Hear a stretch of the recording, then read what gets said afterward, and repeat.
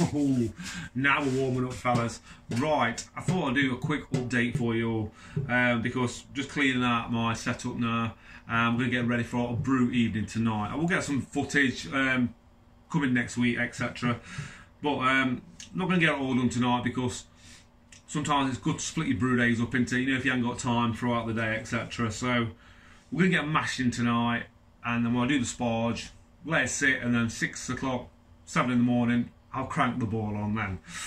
Just a basic smash beer with Maris Otter and some British hops I picked up rather cheap off eBay called Olicana, something like that. Fruity aromas, tropical fruit it said, with bite of, like, you know, zesty grapefruit, etc. Yeah, it was nothing too intense because it's only around about 6.5% to 7% alpha acid. But we'll showcase it in a smash, see what happens. But it will get fermented out with cavite yeast as well, and that's going to go in the firm fridge right about 30 degrees. Let it chug away like that for a few days. Ferments out really fast, doesn't it, at that temperature. My plan for the cavite yeast will be to top crop it as much as possible, dry it out, even reuse the yeast cake as well, maybe bang another smash in, I'm not too sure, in a week's time. Just keep reusing it and reuse it like you all do. I've had some sent to me before, but I never really reused it, which I should have done. So I got involved and got some more off some guy I met on Facebook, on a homebrew community I think it was. Sells it for £2, postage first class, so I have to get involved in that. But we'll talk more about that in the Grain to Glass next week, whenever it may be, because I think within 7 days I'm going to be drinking that bad boy. You've got to be, haven't you? Right, I'm going to open that from Jim's Homebrew, Too Much Ginger Ale, and I'm going to quickly show you some stuff I got for their setup. So, Too Much Ginger Ale, served chilled. It has been in the shed for a good couple of weeks now, and it is cold, but the bottle is so tight. The clarity on that is just takes a piss, doesn't it? That's awesome. 300 grams of Galaxy hops at the last 5 minutes. And it's got lager malt, so 5% ish. We've got to love Jim, haven't you? Right, good little hiss, nice little bit of smoke.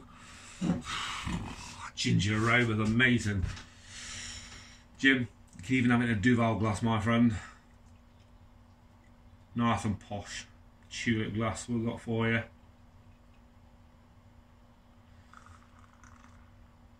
So,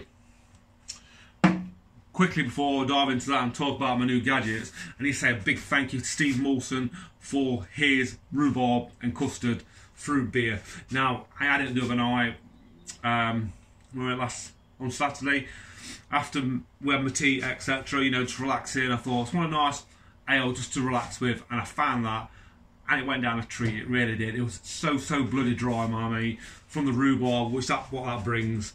But a really good drop. I maybe should have showcased it, really did a bit of review, even took a picture, but I didn't. I do apologise, mate, but it was a bloody good drop. Thank you. Well, Jim, cheers, mate. Oh, that's so bloody refreshing. Oh, right. Anyway, we'll come to that in a minute. So, if you follow me on Instagram, guys, you'll probably know I've got myself a new sparge pot. Now, I've not got it up and running yet, but we'll do a video on that on Homebrew Wednesday, like we always do. I've got another SF Brewtech to the system. Now, just need to get a barb on the bottom there. And then we'll connect it up with a hose, etc. It's a great way for recirculating the sparge into my grain basket.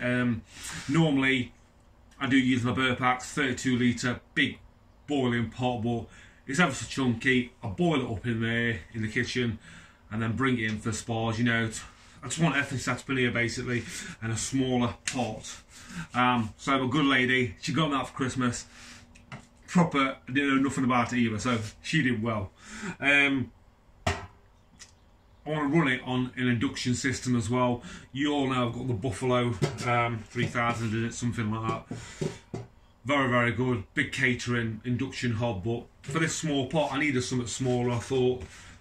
And because I work for the home retail group, August. I found this in store, Tefal, 2,100 watt. I got a nice bit of discount off it. I won't go into it too much, but I got it very, very cheap, and I think this will be the perfect addition to the spa gym. You can put a manual mode on it so I can heat up to 80 degrees. Perfect. Temperature that, surely. Cheers. Bloody great drop that. With the sparge pot, do obviously get the trub dam and catcher, etc. But that is going to go into my boil kettle, and the one from my boil kettle I'm going to take out and put it into the new sparge pot. Because I wanted a new one for that one anyway, because it's getting really worn down now.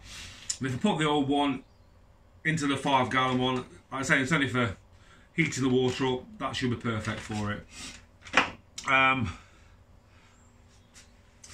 I have a bloody tilt. I've got a little purple walnut, guys. Well happy with that. I believe it's a version 2. Another present from a good lady at Christmas. Used it a few times now. Very, very impressed with it. Just need to collaborate it again, I think, to get a bit more accurate results. But yeah, great addition to anyone's setup, that is.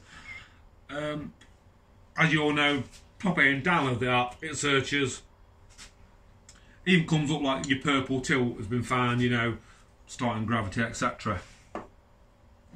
So yeah, really, really looking forward to playing with that more.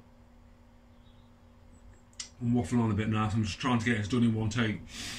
Very, very nice, that Jim, my mate. Jim from Jimbo's Homebrew, I'll put a link to his channel below, sent me this ginger ale. He sent me a porter as well, a mystery porter.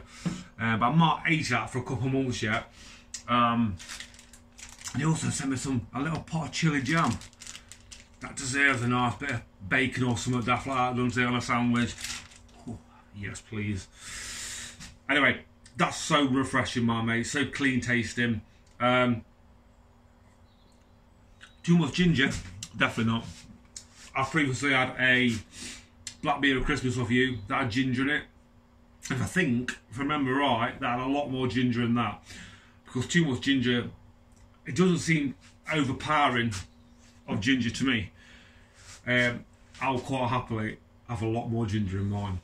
But it's something I need to work on, putting ginger in ales, because it just pairs so well, don't they? Great later around the glass. Jim, a winner for sure, my mate. Thank you again, buddy. Guys, that's it for this week's Homebrew Wednesday update.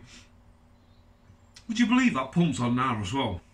Can't even hear it, can you? That's how quiet them Brew Pump 3000s are from Keg Kingdom.